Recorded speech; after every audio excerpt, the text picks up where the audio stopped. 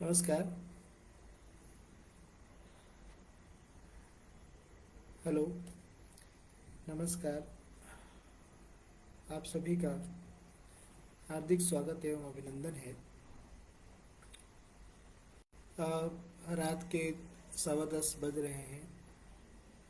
Live आने का कोई कारण नहीं है, और ये कि संवाद का मन करता है तो कुछ कहने और कुछ जानने के लिए कभी कभी यहाँ उपस्थित होना जरूरी हो जाता है। आज जो कुछ चर्चाएं होनी है, अ,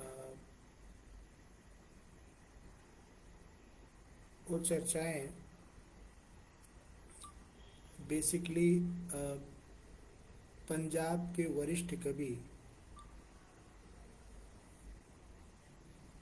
वरिष्ठ रचनाकार,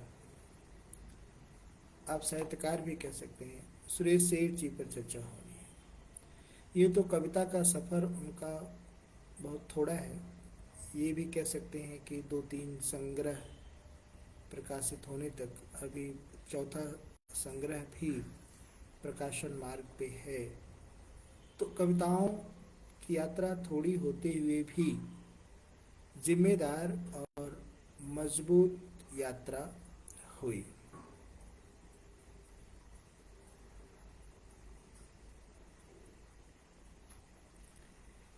तो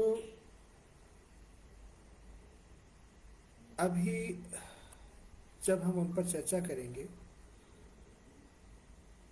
तो यह देखेंगे कि किस तरीके से कविता में उनकी उपस्थिति होती है और किस तरीके से वे संवेदनाओं के महत्वपूर्ण पड़ाव को स्पर्श ही नहीं करते, अपितु उनका चित्रण भी ठीक ठीक तरीके से करते हैं, जिसमें जीवन का दुर्बल पक्ष तो चित्रित होता ही है, जीवन का संघर्षमय पक्ष भी व्याख्यायित होता है।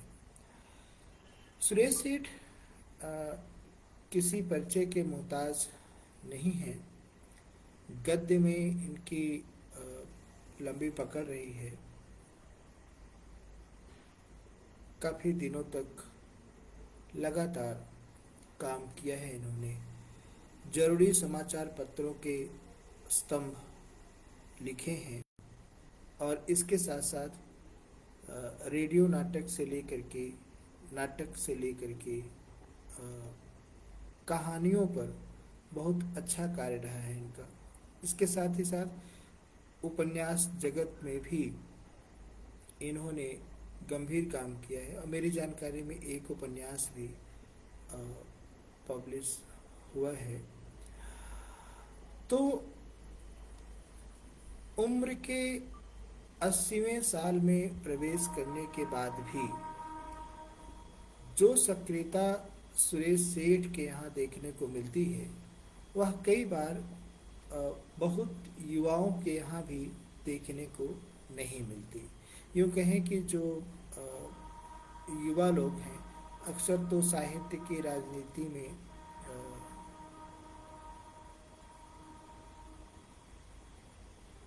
खप रहे हैं,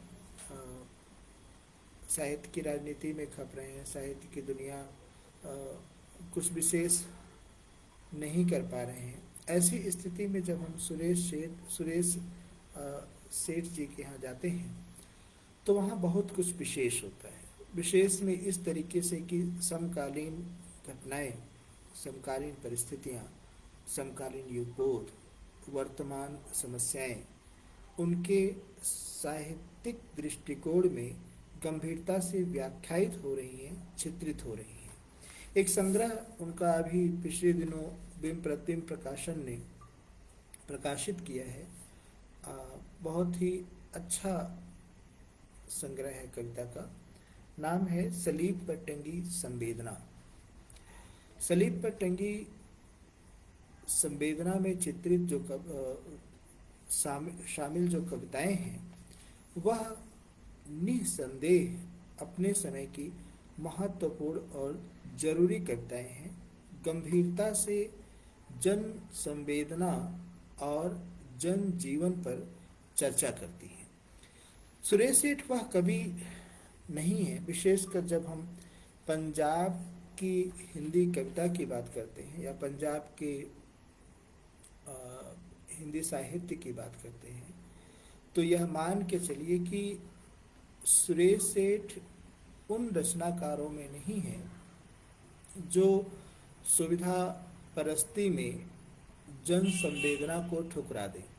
ये वे उन रचनाकारों में शामिल हैं जो तमाम सुविधाओं के होने के बावजूद भी आम आदमी के जीवन को देखने, समझने, उनके साथ रहने और उनको चित्रित करने से पीछे नहीं हटते हैं। इनके यहाँ विशेष कुछ नहीं है, विशेष है तो जीवन को समग्रता से देखने और जो कमज़ोर है, जो विवश है, उनकी बातें, उनकी संवेदनाएं केंद्र में लाकर रखने की।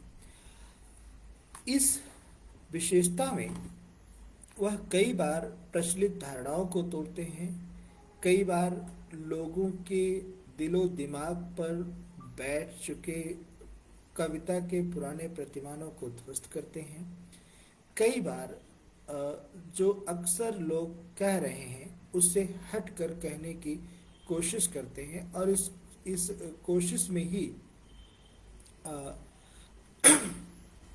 इस कोशिश में ही बहुत कुछ ऐसा होता है जो अन्य लोग नहीं कर पा रहे हैं। मैं पिछले 4-5 साल से सुरेश सेठ की रचना धर्मिता के केंद्र में रहा हूँ। उनसे लंबी बातचीत हुई है, उनसे लंबा विमर्श हुआ है।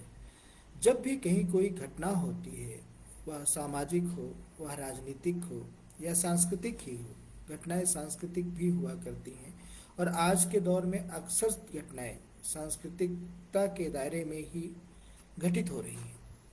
उन पर सुरेश सेठ जी गंभीरता से बोले हैं, गंभीरता से लिखे हैं और कई बार पंजाब जैसे प्रदेश में जब भाषाई सांप्रदायिकता की बात हो या भाषाई टकराव की बात हो, वहाँ सुरेश सेठ जी निष्पक्ष होकर के बात की है और पंजाबी हिंदी दोनों भाषाओं के बढ़ते कदम को और विस्तार देने और इन सब के साथ साथ दोनों भाषाओं की लोकप्रियता में सामंजस्य के भाव को लाने का प्रयास किए हैं। और कई बार जब हिंदी के प्रतिरोध में कुछ लोग बोलते सुनाई देते हैं तो उनको भी लिखित रूप में भी और मौखिक रूप में भी उन्होंने जवाब दिया है। तो ये सारी बातें हैं जिन पर फिर कभी चर्चा होगी। तो सुरेश सेठ की सक्रियता के मायने जो हैं वह कई बार पंजाब के बहुत से रचनाकारों के लिए ईर्ष्या का विषय भी हो जाता है। बहुत से कवियों ने इस बात पर आपत्ति जाहिर की कि 75 साल, जीवन के 75 साल तक जो व्यक्ति गद्य लिखता रहा वह 75 साल के बाद कविता में आया तो हम उसको कवि नहीं मानते। यह एक बड़ी दिलचस्प घटना रही सुरेश सेठ जी के संदर्भ में। उन्होंने उम्र को धता बता करके और सच में 75 साल के बाद वे कविता के क्षेत्र में पदार्पण किए और 75 साल लगातार लिखने वालों से कहीं बेहतर कविताएं लिखी। उनकी कविताएं की अगर प्रशंसा मैं कर ही रहा हूं तो आप भी सोच रहे होंगे कि न जाने ऐसा क्या है जो मैं यहाँ बोलता जा रहा हूँ। एक कविता उनकी सुना रहा हूँ, उसके बाद फिर बातचीत होती रहेगी। बहुत सारी बातें कहनी है, ज़्यादा नहीं कहनी है। एक कविता उनकी है, सुना जाए इसको। वे लिखते हैं कि बेसुध धरती के लोग, बेसुध धरती के लोग में वे कहते हैं, टुकड़ा टुकड़ा रात कटी है, धज्जी धज्जी दिन। टुकड़ा टुकड़ा रात कटी है, धज्जी धज्जी दिन। उनके पैरों की जूती बनी है हमारे सामाजिक बदलाव का सिर। उनके पैरों की जूती बनी है हमारे सामाजिक बदलाव का सिर। उनके मैले कचरे की धोवन ने किया पर्यावरण पर आघात, स्थगित कर दिए सब प्रतिघात। विकास योजनाओं का बंटाधार बना विकास दर का आत्मघात। नौकरी का इंतजार करते खाली हाथ, भरे जाने के लिए गिगियाते खाली पेट। घर पर दर, सर पर छत, रहे तलाशते फुटपाथी रेवड़। फिर वायदों की छतरी पर पैबंद देख, फिर वायदों की छतरी पर पैबंद देख सिसक उठे। नेताओं के भाषणों की धार एक दूसरे पर लांछनों की मार बनी। घर की परेशान औरतों ने घर की परेशान औरतों ने बाहर सड़कों पर धरना दिया। राजनीतिक पैंतरेबाज उसे एक पैंतरा चला, इसका ट्रैफिक जाम बन गए। अवरोध लगे रहे शिक्षा की नीति पर, शिक्षकों की काबिलियत पर, टेक्स्ट बुक बैंकों से समयानुसार पुस्तक आपूर्ति पर। परंतु असफलता का दर्शन पानी की टंकियों पर चढ़ न बन पाया प्रदर्शन। परंतु असफलता का दर्शन पानी की टंकियों पर चढ़ न बन पाया प्रदर्शन। वह विधानसभा में झुंझुना बजाता रहा, झुंझुने की आवाज कौन सुनता है। न कारखाने में तूती की आवाज कौन सुनता है। बार बार एक आवाज इस सब पर तारी हो जाती है।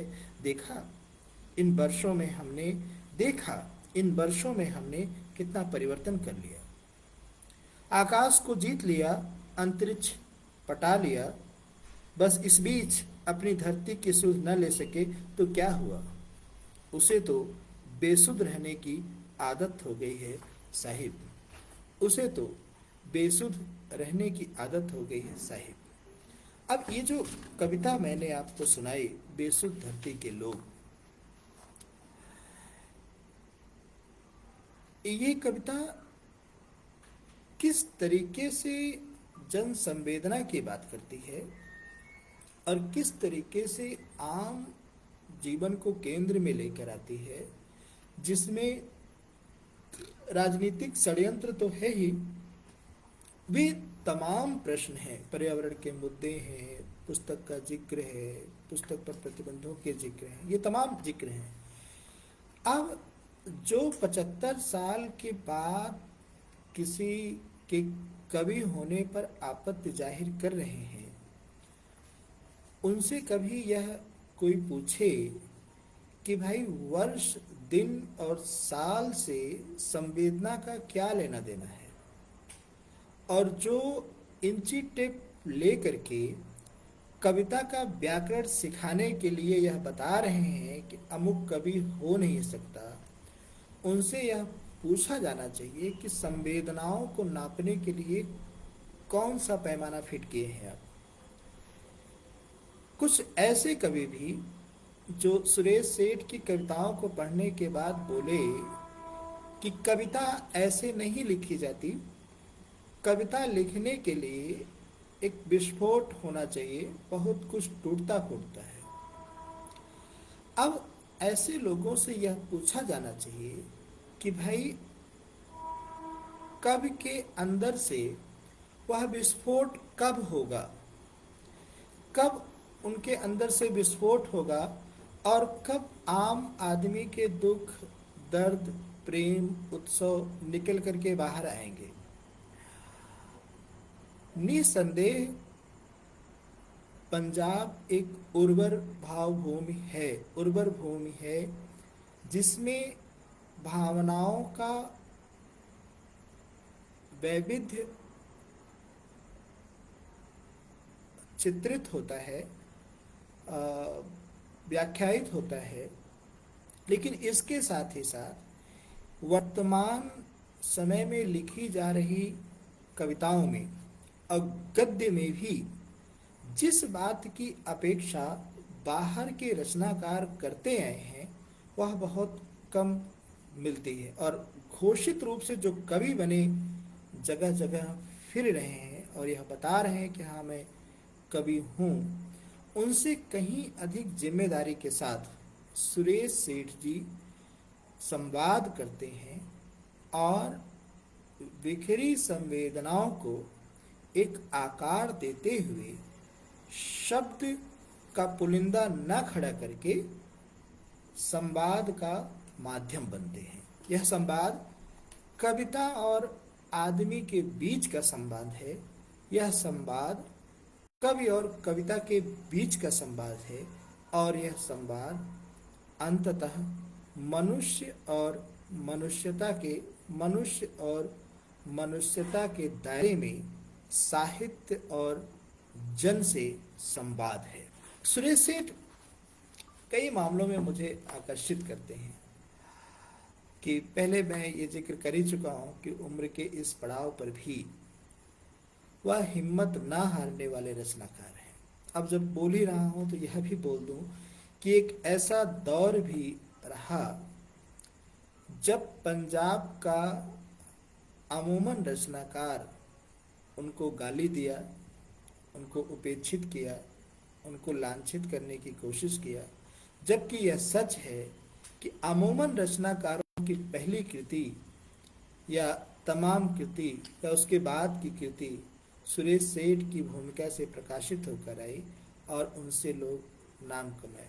तो यह रचनाकार तमाम अभी इनके फेसबुक वॉल्स पर जो टहलते होंगे, जो देखते होंगे, जो घूमते होंगे, जो कभी कभी इनकी टिप्पणियों को देखते होंगे, वो यह मानते होंगे कि कई बार सुरेश सेठ जी बहुत आक्रोशित होते हैं, बहुत निराश होते हैं, ये होते हैं, वो होते हैं। तो यह भी सच है कि उनको निराशा के गर्त तक धकेलने में इस परिवेश ने कोई कोरी कसर नहीं छोड़ी। बावजूद इसके यह व्यक्तित्व न सिर्फ कविता में बल्कि गद्य में भी लगातार सक्रियता बनाए हुए हैं। दिव्य हिमाचल, जनसत्ता, अजीत, दैनिक सवेरा, इन जैसे अखबारों में निरंतर स्तंभ लेखन का कार्य इनके द्वारा किया जा रहा है और यह भी लोगों की ईर्ष्या का एक कारण हो सकता है कि सुरेश सेठ इकोनॉमिक्स के प्रोफेसर रहे हैं, अर्थशास्त्र के प्रोफेसर रहे हैं, न कि हिंदी के प्रोफेसर रहे हैं। यह भी एक बड़ी विडंबना की बात है कि बहुत से लोग यह कह करके इनको चिढ़ाने की कोशिश करते हैं कि वे अमूमन पत्रकार हैं। तो शायद वे भूल जाते हैं कि अकादमिक जगत से भी इनका रिश्ता रहा है। पत्रकारिता जगत में तो वर्तमान में रिश्ता है ही, और सबसे बड़े रिश्ते की बात जो है वो ये कि आम जनजीवन से इनका गहरा जुड़ाव रहा है।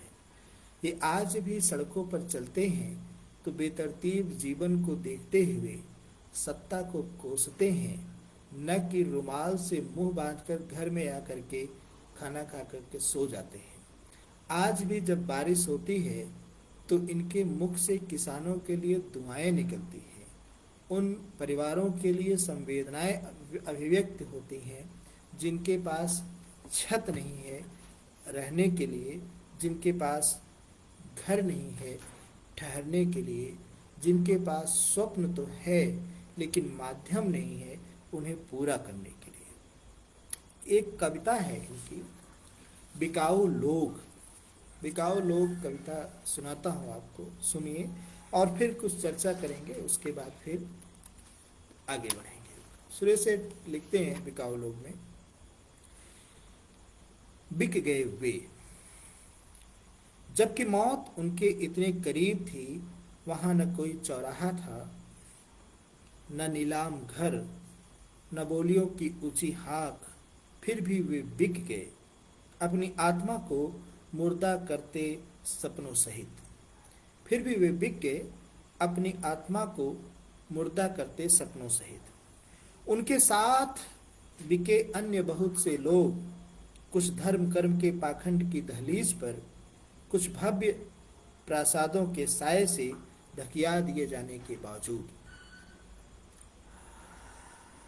वे किसी को दोष नहीं देते, वे किसी को दोष नहीं देते, न अपनी भाग्य रेखाओं को, न अपनी ग्रह चाल को, अपनी जिंदगी में उन्हें वे महज ले लगते हैं।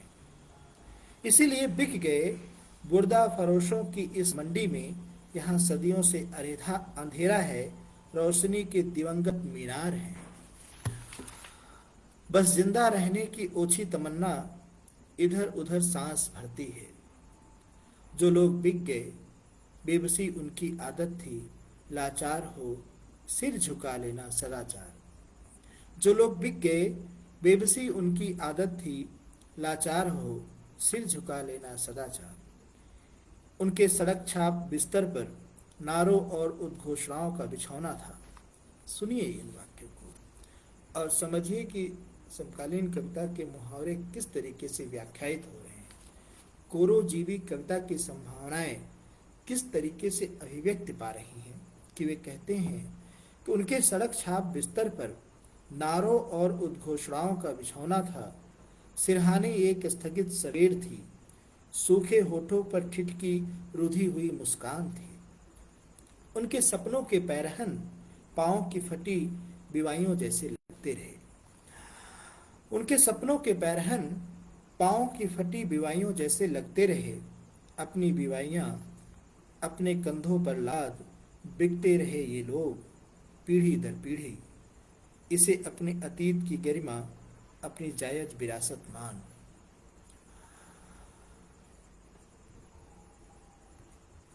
आगे कहते हैं, अपने गले में करौंदों की माला पहन, माथे पर कैक्टस का ताज सजा, बिकते रहे ये लोग। बिकते रहे ये लोग। अपनी नीयत नहीं तलाशी कभी इन्होंने, क्योंकि उनके शब्दकोश में नियति शब्द का कोई वजूद न था। वहां केवल हतभाग्य था, जिसे डोलते रहे ये बिकाऊ लोग, जिसे डोलते रहे ये बिकाऊ लोग। सुरेश सेठ, मैंने कहा ना कि सड़कों पर चलते हुए रुमाल बांधकर घर पहुंचने के बाद हाथ मुंह धोकर सो जाने वाले कवियों में नहीं है। ये उन कवियों में है जो जन के साथ पूरी संवेदना के साथ जुड़े हुए हैं और उनसे संवाद करने की तमन्ना ही नहीं बल्कि पूरी प्रतिबद्धता के साथ, जिद के साथ साहित्य सृजन में लगे हुए हैं। मित्रों, ऐसा सृजन जहां भी होगा, जिसके भी द्वारा होगा, वह अपने समकालीनों को ईर्ष्या में डालेगा ही डालेगा। वह अपने से कनिष्ठों के लिए चिंता का विषय तो होगा ही होगा, उपेक्षा का भी विषय होगा, क्योंकि यह दौर ही ऐसा है जहां गाली देकर आगे बढ़ने की नई परंपरा शुरू हुई है और साहित्य में श्रम सौंदर्य का कोई विकल्प नहीं है। तो सुरेश सेठ जैसे रचनाकार, जिन्होंने श्रम साध्यता को हर समय महत्व दिया है, उन्हें गाली देकर खारिज करने की जो कोशिशें हैं वह कभी सफल नहीं होंगी, क्योंकि सृजन हर समय उपेक्षा में ही फलता फूलता है और तमाम प्रकार की उपेक्षाओं में ही अपेक्षाओं का दीप जलाता है और न सिर्फ परिवेश को रोशनी देता है बल्कि पूरे के पूरे समाज को एक नई दिशा देने का कार्य करता है। तो ऐसे कवि, ऐसे रचनाकार, ऐसे साहित्यकार जहाँ भी होंगे वह विशेष करेंगे, निरंतर करेंगे, पूरी जिद के साथ और पूरे मौज मस्ती में करेंगे। अभी जब कभी कभी सुरेश सेठ जी से बात होती है तो बड़े मस्त मौला होकर के हंसते हैं और जब मैं मुस्कुराते हुए चर्चा करता हूँ कि इतनी उपेक्षा के बाद भी आप इतना हंस लेते हैं, तो कहते हैं कि अनिल, जीवन जो है ना उपेक्षाओं में ही महकता है। ये सोचो कि तुम्हारे पास उपेक्षा करने के लिए लोग हैं। ये सोचो कि तुम्हारे पास नकारने वाले लोग हैं। और उपेक्षित और नकार का प्रतिभागी या भागीदार वही होता है जिसके पास कुछ होता है। इन बातों को लेकर के मैं कभी कभी चिंतन करता हूँ तो मैं पाता हूँ कि वाकई सुरेश सेठ होना आसान नहीं है। वह एक बड़ी बात है। यह बात जालंधर कब समझेगा ये मैं सोचता हूँ। पंजाब कब ध्यान देगा यह मैं विचार करता हूँ। और यह देश ऐसे रचनाकारों पर कब खुलकर संवाद करेगा ये भी मैं कभी कभी सोचता हूँ। ऐसे बहुत से रचनाकार हैं जिन पर बात करना जरूरी है, जिन पर चर्चा करना जरूरी है, जिनको लेकर के लोगों को संवाद में लाने की ज़रूरत है, जिन पर लिखने पढ़ने की ज़रूरत है। क्योंकि ये वे लोग हैं जो घर उजाड़ कर जेल बसाने का रोग पाले बैठे हैं। और बल्कि शर्मा नवीन की पंक्तियाँ मुझे अक्सर याद आती हैं कि हम संक्रांति काल के प्राणी, बदा नहीं सुख भोग, घर उजाड़ कर जेल बसाने का है हमको रोग। तो ये उन रचनाकारों की श्रेणी में आते हैं जिन्होंने घर उजाड़ कर जेल बसाया है, जेल बनाया है। मतलब ये कि सुविधाभोगी जीवन को त्याग करके संघर्षशील पथ का अनुगमन ही नहीं किया बल्कि सृजन भी किया है। तो ये सारी बातें हैं एक कविता। और सुनिए इनकी कि किस तरीके से ये बात करते हैं। सनसनी कविता बहुत महत्वपूर्ण है सलीम पट्टंगी संवेदना संग्रह की। कहते हैं कि जनाब, भूख एक मजाक नहीं है।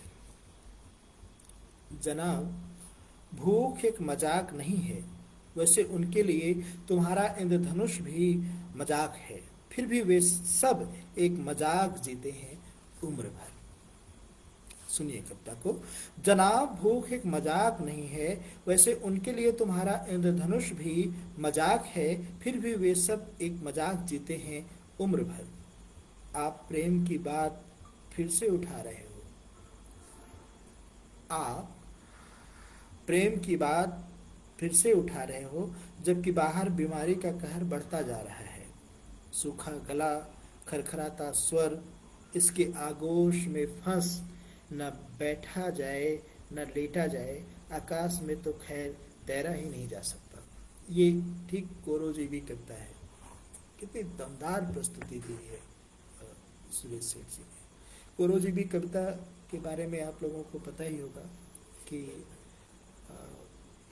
बनारस हिंदू विश्वविद्यालय के आचार्य और वरिष्ठ कवि आलोचक प्रोफेसर श्री प्रकाश शुक्ल जी ने कोरोना काल में रची गई कविताओं को कोरोजीवी कविता नाम दिया है ना। और उस कोरोजीवी कविता पर कोरोना काल से लेकर के इन दिनों तक निरंतर चर्चा पर चर्चा होती रही है। तो उसको आप लोग जानते हैं, अच्छे तरीके से सुन चुके हैं, चर्चा में रहा है विमर्श, अभी आगे भी इस पर बात होती रहेगी। तो ये ठीक कोरोजीवी कविता है, उसको सुने ठीक से। आप प्रेम की बात फिर से उठा रहे हो। आप प्रेम की बात फिर से उठा रहे हो, जबकि बाहर बीमारी का कहर बढ़ता जा रहा है। सूखा गला, खरखराता स्वर, इसके आगोश में फंस न बैठा जाए न लेटा जाए, आकाश में तो खैर तैरा ही नहीं जा सकता। उसने पाताल कभी देखा नहीं। उसने पाताल कभी देखा नहीं, लेकिन लगता है वह रोज एक पाताल जीता है जिसका न कोई आकाश है न क्षितिज। ना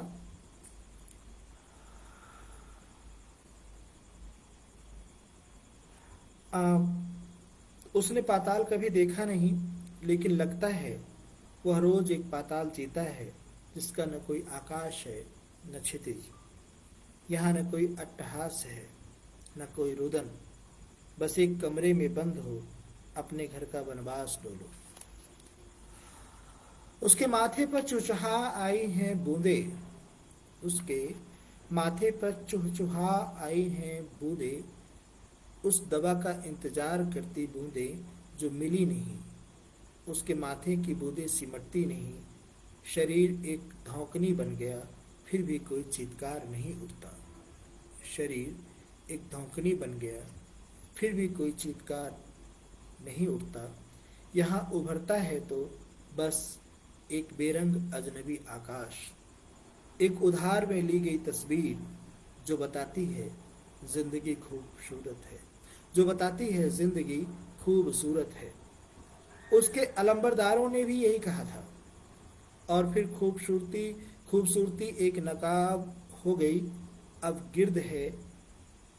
गिर्द हैं मौत की सनसनीखेज खबरें, बढ़ते आंकड़ों से सब खत्म हो जाने की आशंका, और केवल एक मनचाहा इंतजार, धौंकनी हो रहे सीने के लिए किसी वेंटिलेटर का नहीं, बस उस मुक्ति का जो सनसनीखेज खबरों से निजात पाने पर मिलती है, बल्कि उस मुक्ति का जो सनसनीखेज खबरों से निजात पाने पर मिलती है। अब इस कविता को सुनने के बाद आपके सामने पूरे के पूरे कोरोना का समय दिख गया होगा। और मैं आपको एक मजे की बात बताऊं, पंजाब के बहुत सारे कवियों की रचनाएं मैंने पढ़ी, बहुत सारे कवियों से चर्चाएं की, लेकिन कोरोना समय का जो दुख, दर्द और यथार्थ है ना, वह जितनी गहराई से सुरेश सेठ के यहाँ अभिव्यक्त पाता है, उतनी गहराई शायद ही कहीं अन्य जगहों पर आपको देखने या सुनने को मिलेगी। पंजाब की बात नहीं कर रहा हूँ। हाँ, एक दो बहुत अच्छे रचनाकार रहे हैं जिन्होंने इस स्तर पे बढ़िया संवाद किया है, अच्छी कविताएं लिखी हैं। लेकिन जब बात सुरेश सेठ की कविता की होगी, उनके रचनात्मक परिधि की बात होगी, तो यह कहने में मुझे कोई संकोच नहीं होगा और आपको मानने में भी कोई दिक्कत नहीं होगी कि वे निरंतर जीवन को गंभीरता से देखने, परखने और अभिव्यक्त करने में लगे हुए हैं। तो ये सारी बातें हैं। कविवर सुरेश सेठ जी 80 वर्ष को पार कर चुके हैं।